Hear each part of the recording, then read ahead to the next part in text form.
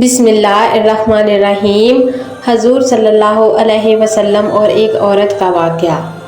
حضور نبی کریم صلی اللہ علیہ وسلم ایک سفر سے واپس آ رہے تھے۔ ایک جگہ آپ صلی اللہ علیہ وسلم نے پڑاؤ ڈالا۔ قریب ہی بستی میں ایک عورت تھی جس کا تندور تھا۔ اس نے لشکر کی روٹیاں بھی پکائیں۔ جب پکا کر فارغ ہو گئی تو صحابہ کرام سے کہنے لگی کہ میں تمہارے سردار سے بات کرنا چاہتی ہوں۔ صحابہ کرام اسے نبی کریم صلی اللہ علیہ وسلم کے پاس لے آئے۔ وہ آپ سے کہنے لگی، یا رسول اللہ صلی اللہ علیہ وسلم، میں آپ سے ایک بات پوچھنا چاہتی ہوں۔ آپ نے فرمایا، پوچھو۔ وہ کہنے لگی، میں ماں ہوں اور تندور میں روٹیاں لگاتی ہوں۔ میرا ایک چھوٹا سا بچہ ہے۔ میں اس کو آگ کے قریب آنے نہیں دیتی کہ اس کو کہیں گرم ہوا نہ لگ جائے۔ خود آگ میں ڈبکیاں لگاتی ہوں روٹی لگانے اور نکالنے کے لیے، لیکن میں اپنے بچے کو گرم ہوا کا لگنا بھی پسند نہیں کرتی۔ میں نے آپ سے سنا تھا کہ ساری دنیا کی ماؤں کی محبت کو جمع کر دیا جائے، اس سے 70 گنا زیادہ اللہ تعالیٰ اپنے بندوں سے محبت کرتا ہے، تو اللہ تعالیٰ بندے کو جہنم میں جانا کیسے پسند فرمائے گا؟ حدیث پاک میں آتا ہے، جس کا مفہوم ہے کہ نبی کریم صلی اللہ علیہ وسلم نے یہ بات سن کر سر جھکایا اور آپ صلی اللہ علیہ وسلم کی مبارک آنکھوں میں آنسو آنے لگے۔ آپ روتے رہے حتیٰ کہ حضرت جبرائیل علیہ السلام اللہ تعالیٰ کا پیغام لے کر آئے، میرے محبوب اس عورت کو بتا دیں، اللہ نے ان پر ظلم نہیں کیا، انہوں نے اپنی جانوں پر خود ظلم کیا، انہوں نے اپنے پاؤں پر خود کلہاڑی ماری، کیونکہ اللہ تو چاہتا ہے کہ یہ بچ جائیں، لیکن یہ لوگ توبہ نہیں کرتے، توبہ کی طرف آتے ہی نہیں، بلکہ اللہ کی ماننے کی بجائے شیطان کی مانتے پھرتے ہیں اور توبہ کو ضائع کرتے ہیں، بھول جاتے ہیں یہ تو اپنے عمل کی وجہ سے جہنم میں جائیں گے۔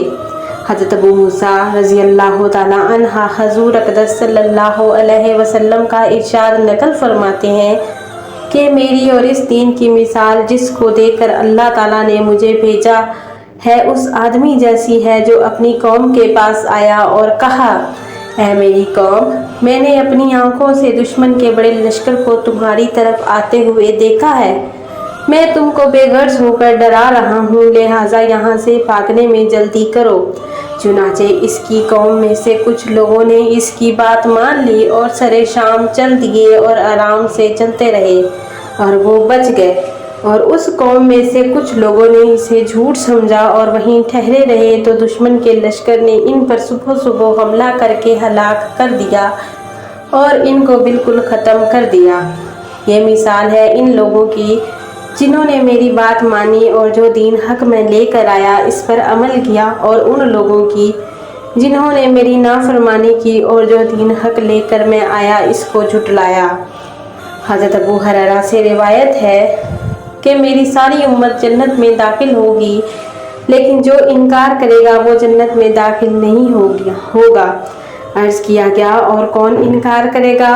آپ صلی اللہ علیہ وسلم نے فرمایا، جس نے میری اطاعت کی وہ جنت میں داخل ہوگا، اور جس نے میری نافرمانی کی اس نے انکار کیا۔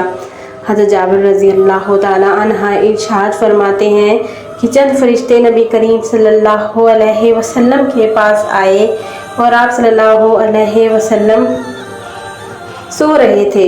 ان فرشتوں نے آپس میں کہا، تمہارے اس ساتھی کے لیے ایک مثال ہے، اس مثال کو بیان کرو۔ بعض فرشتوں نے کہا، یہ سو رہے ہیں، اور بعض فرشتوں نے کہا کہ ان کی آنکھیں سوتی ہیں اور دل بیدار رہتا ہے۔ تو فرشتوں نے کہا کہ ان کی مثال اس آدمی جیسی ہے کہ جس نے ایک گھر بنایا اور اس گھر میں کھانے کی دعوت کا انتظام کیا اور ایک بلانے والے کو بھیجا، تو جس نے اس بلانے والے کی بات نہ مانی، نہ وہ گھر میں داخل ہوا اور نہ اس دعوت میں سے کھایا۔ پھر فرشتوں نے کہا، اس مثال کو ان کے سامنے بیان کرو۔ اس پر بعض فرشتوں نے کہا کہ یہ تو سو رہے ہیں، اور بعض نے کہا ان کی آنکھیں سوتی ہیں اور دل بیدار رہتا ہے۔ تب فرشتوں نے یہ مطلب بیان کیا کہ وہ گھر جنت ہے اور بلانے والے محمد صلی اللہ علیہ وسلم ہیں، لہٰذا جس نے محمد صلی اللہ علیہ وسلم کی اطاعت کی اور جس نے حضرت محمد صلی اللہ علیہ وسلم کی نافرمانی کی، اس نے اللہ کی نافرمانی کی۔ اور محمد صلی اللہ علیہ وسلم کی وجہ سے لوگوں کی دو قسمیں ہو گئیں، جس نے آپ کی بات مانی اس نے اللہ کی مانی اور جس جنت میں جائے گا، اور جس نے آپ کی نہ مانی اس نے اللہ کی نہ مانی اور وہ جنت میں نہ جائے گا۔